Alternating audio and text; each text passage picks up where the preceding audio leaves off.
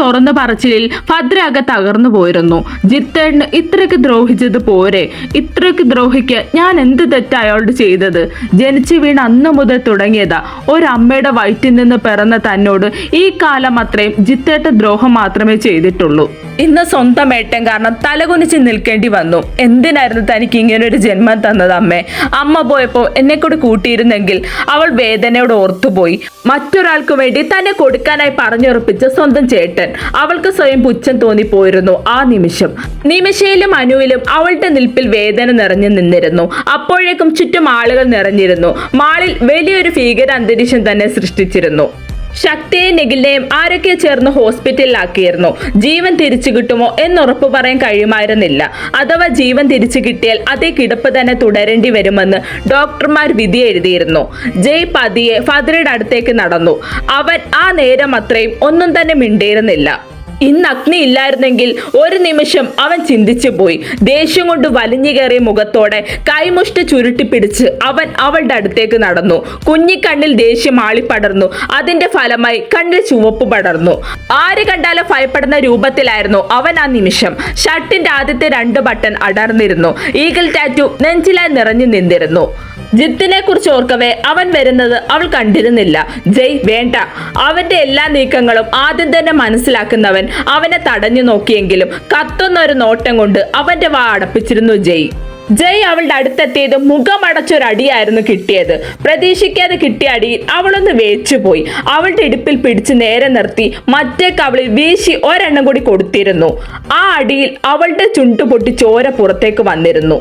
മൂന്നാമത് ഒരെണ്ണം കൂടി കൊടുക്കാനായി കൈ ഉയർത്തിയതും ജയ് അഗ്നിയുടെ ശബ്ദം ആ മാളിൽ മുഴങ്ങിയിരുന്നു.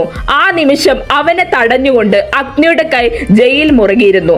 ഭദ്ര ഞെട്ടലോടെ കണ്ണു തുറന്നു നോക്കിയതും കണ്ടു ജയെ തടയുന്ന അഗ്നിയെ. അവൾക്ക് കവള് പറഞ്ഞു പോകുന്ന വേദന അനുഭവപ്പെട്ടു. എങ്കിലും അവൾ ആ വേദന സഹിച്ചു നിന്നുപോയി. കാരണം ഇന്ന് ജയുടെ ഭാഗത്താണ് ശരി എന്ന് അവൾക്ക് നന്നായി അറിയാം. അവൻ എത്രമാത്രം വേദനിച്ചിട്ടുണ്ടെന്ന് അവന്റെ അടിയിൽ അവൾക്ക് മനസ്സിലാക്കാൻ കഴിഞ്ഞിരുന്നു. അറിയാം ഇന്ന് അവൾ അവന് സ്വന്തമാണെന്ന്. പക്ഷെ തന്റെ മുന്നിൽ വെച്ച് അവളെ തല്ലുന്നത് കണ്ടു നിൽക്കാൻ കഴിയുന്നില്ലല്ലോ. അഗ്നി വേദന കടിച്ചമർത്തി ജയെ ദേഷ്യത്തോടെ നോക്കി. ഇവളെ കാണാതിരുന്നതിൽ നിനക്ക് നല്ല വിഷമമുണ്ട്, അതെനിക്ക് നന്നായി അറിയാം. അതിന് നീ 1 അല്ല 2 കൊടുത്തു. ഇനി വേണ്ട. നീ ഇത്രയും സമയം അവൾക്കായി ഓടി നടക്കുകയായിരുന്നു. നിന്നോട് പറയാതെ ഇവൾ പോയത് തെറ്റു തന്നെയാണ്. ഇവൾക്ക് ചുറ്റുമുള്ള അപകടങ്ങൾ അവൾ മനസ്സിലാക്കിയത് ഇന്ന് മാത്രമാണ്. അതുകൊണ്ട് മതി, നിർത്തിക്കോ. ഈ ലോകത്ത് എനിക്ക് മാത്രമേ ഇവളെ തല്ലാനും തലോടാനുമുള്ള അധികാരവും അവകാശവുമുള്ളൂ. ഇവളെ സ്നേഹിക്കാനും വേദനിപ്പിക്കാനും എന്നോളം അവകാശം മറ്റാർക്കുമില്ല. പറഞ്ഞുകൊണ്ട് അവളുടെ ടോപ്പിനകത്തായി കിടന്നിരുന്ന താലിമാല അഗ്നിക്ക് നേരെ ഉയർത്തിയിരുന്നു. ഒരു വേള അവന്റെ കണ്ണുകൾ അതിലുടക്കി. കണ്ണുകൾ ഇറുക്കി അടച്ചിരുന്നു അവൻ ആ നിമിഷം. ദേഷ്യമോ വിഷമമോ എന്തോ ഒരു തരം വികാരം അവനെ പൊതിഞ്ഞിരുന്നു. അടുത്ത നിമിഷം അവൻ തിരിഞ്ഞു നടക്കാനായി ഒരുങ്ങിയതും സോറി അച്ചുവേട്ട, എന്റെ തെറ്റാ. ഞാൻ ഇങ്ങനൊന്നും ആകുമെന്ന് കരുതിയിരുന്നില്ല. എന്നോട് ക്ഷമിക്കേട്ടാ. അവന്റെ നെഞ്ചിലായി ചേർന്ന് നിന്നിരുന്നു പെണ്ണ്. അഗ്നിയുടെ കണ്ണുകൾ ആ കാഴ്ച കാണവേ മറച്ചു വെച്ചിരുന്ന കണ്ണുനീർ താഴേക്ക് പതിച്ചിരുന്നു ആ നിമിഷം. ഇന്ന് അവനറിയാം അവളെ, അവളുടെ മനസ്സിനെയും. എന്നാൽ മാറടി, നീ ഇത്ര നേരം ഉരുതണ്ടൻ ഇറങ്ങിയതല്ലേ? മേലാൽ എന്നെ വിളിച്ചോണ്ട് എന്റെ പുറകെ നീ വന്നു പോകരുത്. എനിക്ക് നിന്നെ കാണണ്ട. ഇവിടെ എത്തുന്ന ഓരോ നിമിഷവും ഞാൻ അനുഭവിച്ച വേദന നിനക്കറിയാമോടി? നിന്നെ ഒന്നും ഞാൻ അറിയിച്ചിട്ടില്ല. നിന്നെ ഒറ്റയ്ക്ക് പുറത്തിറക്കിയിട്ടില്ല ഞാൻ. അതെന്താണെന്ന് നിനക്കിന്ന് മനസ്സിലായോ? പേടിയായിരുന്നു. കഴുകൻ കണ്ണുകൾ നിന്റെ പുറകെ തന്നെ ഉണ്ടടി. ഓരോ നിമിഷവും നിന്റെ സേഫ്റ്റി മാത്രം ഞാൻ നോക്കിയിട്ടുള്ളൂ. നിന്നെ അത്രയ്ക്ക് സ്നേഹിക്കുന്നത് കൊണ്ടാടി നിന്റെ പുറകെ ഞാൻ ഒരു നിഴൽ പോലെ നടന്നത്. എന്നിട്ടും ഒരു വാക്ക് നിനക്ക് എന്നോടൊന്ന് വിളിച്ച് പറയാമായിരുന്നു. അതിന് നിനക്ക് എന്നോട് പ്രണയം ഉണ്ടോടി? ഇല്ല. നീ എപ്പോഴെങ്കിലും പ്രണയിച്ചിട്ടുണ്ടോ അതിന്? ഞാൻ മാത്രമാണ് നിന്നെ പ്രണയിച്ചത്. 7 വർഷം ഞാൻ ചത്ത ജീവിക്കുകയായിരുന്നടി. നിന്റെ ഓർമ്മകളിൽ വെന്തൊരുകയായിരുന്നു. നിന്നോടുള്ള പ്രണയം കാരണമാണ് നിന്നെ വിവാഹം കഴിച്ചിട്ടും ഞാൻ നിന്നെ സ്നേഹിക്കാതിരുന്നത്. കാരണം ഞാൻ നിന്നെ തിരിച്ചറിഞ്ഞില്ല അമ്മു. നിന്നെ ഞാൻ മാത്രമാണ് പ്രണയിച്ചത്. ഞാൻ മാത്രമാടി നിന്നെ കൈവെള്ളെ കൊണ്ട് നടന്നത്. അറിയാം നിന്നെ ഞാൻ ഒരുപാട് വേദനിപ്പിച്ചിട്ടുണ്ട്. അതിലേറെ ഞാൻ നിന്നെ ഇന്ന് പ്രണയിക്കുന്നുണ്ട്. നീ ഒരിക്കലും എന്നെ മനസ്സിലാക്കിയിട്ടില്ല, എന്നെ പ്രണയിച്ചിട്ടില്ല. നിന്നെ കാണാതെ ഉരുകി ചത്തടി ഇത്രയും നേരം. വയ്യ എനിക്ക്. നീ പൊക്കോ. തോന്നുന്ന എവിടാന്ന് വെച്ച് നീ പൊക്കോ. കൂട്ടിന് ആളുകളുണ്ടല്ലോ, പിന്നെ പോയിക്കൂടെ? അനുവിനെ നിമിഷയെ നോക്കിയാണ് അവൻ അവസാനം പറഞ്ഞത്. അവർ പേടിച്ച് കണ്ണു നിറച്ച് അവനെ നോക്കി. ചേട്ടാ, അത് പിന്നെ അനു എന്തോ പറയാനായി തുടങ്ങിയതും കൈ ഉയർത്തി അവരെ തടഞ്ഞിരുന്നു അവൻ. എന്നാൽ അവനെ പ്രണയിച്ചില്ല. ഇത് മാത്രമേ ഭദ്ര കേട്ടിരുന്നുള്ളൂ. മറ്റൊന്നും അവളുടെ കാതുകളിൽ പതിച്ചിരുന്നില്ല. അവൾക്കത് സഹിക്കാവുന്നതിനപ്പുറമായിരുന്നു. ഏട്ടൻ ഇപ്പൊ ദേഷ്യത്തിന്റെ പുറത്ത് പറയുന്നതാ. അത് തനിക്ക് നന്നായി അറിയാവുന്ന കാര്യം തന്നെയാണ്. ഏട്ടന് ഞാൻ പറയാതെ തന്നെ അറിയാവുന്ന കാര്യം തന്നെയല്ലേ ഞാനും ആളെ പ്രണയിക്കുന്നുവെന്ന്. എന്നിട്ടിപ്പൊ ഇങ്ങനെയൊക്കെ പറയുമ്പോൾ ഉള്ളിൽ എന്തോ കൊളുത്തി വലിക്കും പോലെ വേദന തോന്നുന്നു. ഡെവി വാടാ പറഞ്ഞുകൊണ്ട് അവളെന്ന് തിരിഞ്ഞു പോലും നോക്കാതെ പോകാനായി തിരിഞ്ഞതും അവൾ ഓടി വന്ന് അവന്റെ നെഞ്ചിലായി ചേർന്നതും ഒരുമിച്ചായിരുന്നു. കണ്ടു നിന്നവർ കണ്ണുമിഴിച്ച് നോക്കിയിരുന്നു. അവൻ അടിച്ച നിമിഷം അവൾക്ക് വേദന തോന്നിയെങ്കിലും അവനോട് ദേഷ്യപ്പെടാനും പരിഭവം കാണിക്കാനും തോന്നിയില്ല അവൾക്ക്. അവൻ അടിച്ചത് വേദനയായി തോന്നിയിരുന്നില്ല. മാറടി പറഞ്ഞുകൊണ്ട് അവളെ തന്റെ ശരീരത്തിൽ നിന്ന് മാറ്റാൻ നോക്കിയെങ്കിലും ഉടുമ്പ് പിടിച്ച പോലെ അവനെ ഇറുക്കി കെട്ടിപ്പിടിച്ച് നിന്നുകൊണ്ട് അവന്റെ മുഖത്തേക്ക് കണ്ണു നിറച്ച് നോക്കി അവൾ. അവനും ഒരു നിമിഷം അവളുടെ കണ്ണുകളുമായി കൊരുത്തതും അവന്റെ ചുണ്ടിലേക്ക് ആഴ്ന്നിറങ്ങിയിരുന്നു അവൾ. ആ നിമിഷം അവളുടെ മുന്നിൽ മറ്റാരും തന്നെ ഉണ്ടായിരുന്നില്ല. അവൾക്ക് മുന്നിൽ ആ ഒരുവൻ മാത്രമാണ് ഉണ്ടായിരുന്നത്. വാശിയോടുള്ള ചുംബനമായിരുന്നു അവനായി അവൾ സമ്മാനിച്ചത്. ജയ് ആണെങ്കിൽ ഒന്ന് ചലിക്കാൻ പോലും മറന്ന് നിന്നു പോയിരുന്നു ആ നിമിഷം.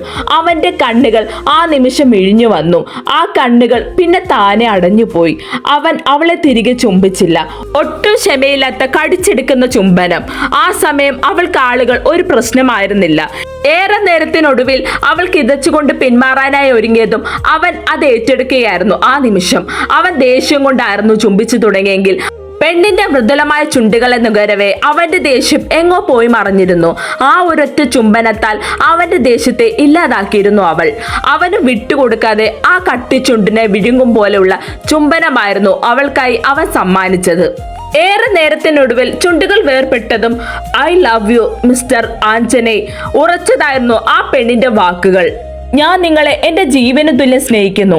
വർഷങ്ങൾക്ക് മുന്നേ ഞാൻ നിങ്ങളെ പ്രണയിച്ചിരുന്നു. നിങ്ങളോട് പറയാൻ ആഗ്രഹിച്ച സമയത്താണ് ഒരു ആക്സിഡന്റിന്റെ രൂപത്തിൽ നിങ്ങളെ എന്നിൽ നിന്ന് അകറ്റിയത്. എൻ്റെ ജീവന്, എൻ്റെ പ്രാണൻ, നിങ്ങൾ ഇനി ഒരിക്കൽ പോലും എന്നോട് ഇങ്ങനെയൊന്നും പറയരുത്. നിങ്ങൾ പ്രണയിച്ചിട്ടില്ലെന്ന് പറയരുത്.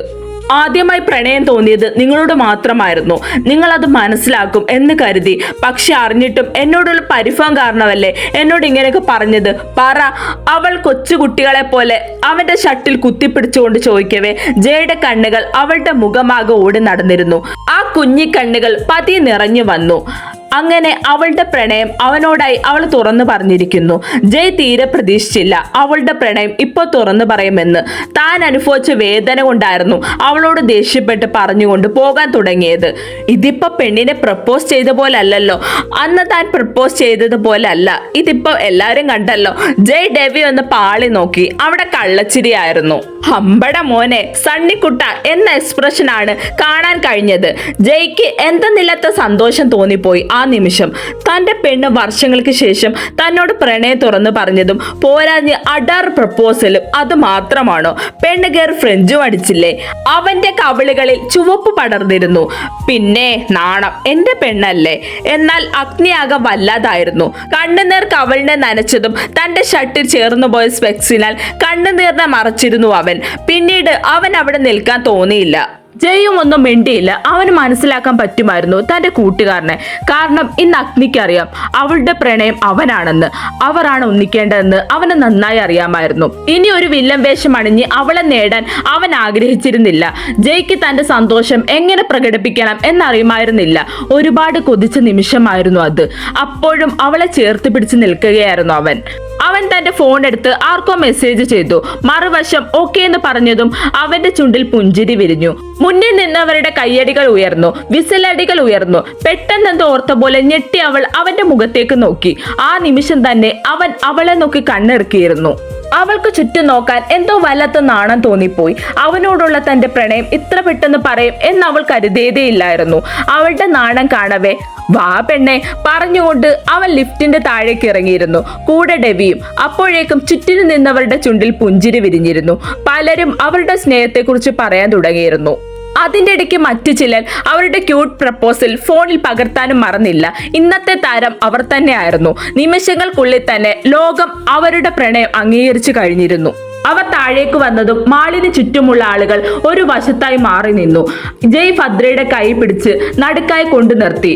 അവൾ ഒന്നും മനസ്സിലാകാതെ ചുറ്റും നോക്കുന്നുണ്ട്. ചുറ്റും ആ ഗാനം മുഴുകി കേട്ടു. അതിനനുസരിച്ച് നൃത്തങ്ങൾ അരങ്ങേറുകയായിരുന്നു. പ്രണയ ജോഡികളുടെ ചുവടുവെപ്പ് തന്നെയായിരുന്നു. ജയ് ഒട്ടും കാത്തു നിൽക്കാതെ തന്റെ പെണ്ണിന്റെ കൈ പിടിച്ച് മാളിന്റെ നടുക്കായി നിർത്തിക്കൊണ്ട് അവർക്കൊപ്പം തന്നെ ആ സോങ്ങിന് ചുവട് വെച്ചിരുന്നു. ഏട്ടാ, എനിക്ക് എന്തോ പോലെ, അവൾ ഡാൻസിനിടയിൽ പതിയെ അവനോട് പറഞ്ഞു. അങ്ങനെ പറയല്ലേ കുഞ്ഞ, ഒന്നുമില്ലെങ്കിലും ഇത്ര ആളുകളുടെ മുന്നിൽ നിന്ന് എന്നെ പ്രപ്പോസ് ചെയ്ത മുതലല്ലേ. അത് മാത്രമല്ലല്ലോ പെണ്ണെ, എന്നെ കയറി ഫ്രഞ്ചിയില്ലേ നീ പേടിക്കണ്ട, ഞാനില്ലേ പറഞ്ഞുകൊണ്ട് അവളുടെ ഇടുപ്പിലായി ചുറ്റിപ്പിടിച്ചുകൊണ്ട് കഴുത്തിലായി മുഖം ചേർത്ത് ആ പാട്ടിന് ചുവട് വെച്ചു. വളരെ മനോഹരമായ ഒരു ഡാൻസ് ആയിരുന്നു അത്. ചുറ്റും കയ്യടികൾ ഉയർന്നു. ഡാൻസ് കഴിഞ്ഞതും അവൻ അവളുടെ മുന്നിലായി മുട്ടുകുത്തിയിരുന്നു. അവൾ സംശയിച്ച് അവനെ നോക്കിയതും അവനിൽ പതിവ് കുസൃതിയായിരുന്നു അവൾക്ക് കാണാൻ കഴിഞ്ഞത്. ആ വലിയ മാളിന്റെ നടുവിൽ ലൈറ്റുകൾ തിളങ്ങി നിൽക്കുന്ന സായാഹ്നം. അപ്പോഴും അവളുടെ ഉള്ളിൽ എന്തായിരിക്കും തനിക്കുള്ള പണി എന്ന് അവൾ ചിന്തിക്കുന്ന തിരക്കിലായിരുന്നു. അവനൊന്ന് ദീർഘമായി നിശ്വസിച്ചു. ചുറ്റും ആളുകൾ ആ ദൃശ്യങ്ങൾ ഫോണിൽ പകർത്താനും മറന്നില്ല. അവർ വീഡിയോ എടുക്കാൻ തുടങ്ങി. അവളുടെ ഹൃദയം ശക്തമായി മിടിക്കാൻ തുടങ്ങി. അവൻ തന്റെ പോക്കറ്റിൽ കരുതിയ റിംഗ് ബോക്സ് കയ്യിലേക്ക് എടുത്തു. അവളുടെ കണ്ണുകളിൽ സന്തോഷത്തിന്റെ കണ്ണുനീർ പൊടിഞ്ഞിരുന്നു. ഭദ്രപ്പെണ്ണെ, ഞാൻ കാരണം നീ ഇന്ന് ഒരുപാട് വേദനിച്ചു. എനിക്കറിയാം, നിന്നെ തല്ലിയപ്പോഴും വേദനിച്ചത് നിന്റെ അച്ചുവേട്ടനാടി. നിന്നെ ഞാൻ അത്രമേൽ പ്രണയിക്കുന്നു. ഈ ജന്മം മാത്രമല്ല, വരുന്ന 7 ജന്മവും എന്റെ പാതിയായി എന്റെ കൂടെ കാണുമോ? എന്റെ കൂടെ ഉണ്ടാകുമോ നീ? ബോക്സിൽ നിന്ന് മോതിരം അവൾക്ക് നേരെ ഉയർത്തിയാണ് അവൻ ചോദിച്ചത്. സമ്മതം എന്ന പോൽ തല കുലുക്കി പെണ്ണ്. ചുറ്റും കയ്യടികൾ ഉയർന്നു. മാളിന്റെ മുകളിൽ സെറ്റ് ചെയ്തിരുന്ന ആ വലിയ ബലൂൺ പൊട്ടി നിലത്തേക്ക് വീണിരുന്നു. ഹാർട്ട് ഷേപ്പിലുള്ള ബലൂണും റോസ് ഇതൽസും പല നിറത്തിലുള്ള ബലൂൺസും ആ മാളിൽ നിറഞ്ഞു. അവളുടെ കൈ അവന് നേരെ നീട്ടിയിരുന്നു. ആ നിമിഷം അവളുടെ വിരലിൽ പ്രണയത്താൽ അവന്റെ പേര് കൊത്തിയ മോതിരം അവളെ അണിയിച്ചു. ചുറ്റുമുള്ള പ്രകാശത്തിന് കൂടുതൽ തിളക്കം വന്ന പോലെ അവൻ എഴുന്നേറ്റ് അവളെ ഇറക്കി കെട്ടിപ്പിടിച്ചിരുന്നു. ആ നിമിഷം സോറി പൊന്ന പറഞ്ഞുകൊണ്ട് അവളെ അടിച്ച ഇരു കവളിലും അവൻ മാറി മാറി ചുംബിച്ചിരുന്നു. അഗ്നിയുടെ മനസ്സിപ്പോ ശാന്തമാണ്. ആ മനസ്സിൽ ഒന്നുമില്ല. അവളെന്ന പെണ്ണിനോടുള്ള പ്രണയം എന്ന വികാരം അവനിൽ നിന്ന് പാടെ മാഞ്ഞിരുന്നു. ജയ്യുടെ ഭദ്രയുടെ പ്രണയ നിമിഷങ്ങൾ ചുണ്ടിൽ നിറഞ്ഞ ചെറു പുഞ്ചിരിയാലെ അവൻ നോക്കിക്കണ്ടു. എന്നാൽ അത് കാണെ മറ്റൊരുവനിൽ ദേഷ്യം നിറഞ്ഞു നിന്നിരുന്നു. നിങ്ങൾ ഒരുമിച്ച് ജീവിക്കാൻ ഞാൻ സമ്മതിക്കില്ല. നിന്നിൽ നിന്ന് അവളെ അകറ്റുക തന്നെ ചെയ്യും. അതിനായി ഇനിയും കാത്തിരിക്കാൻ ഞാൻ തയ്യാറാണ്.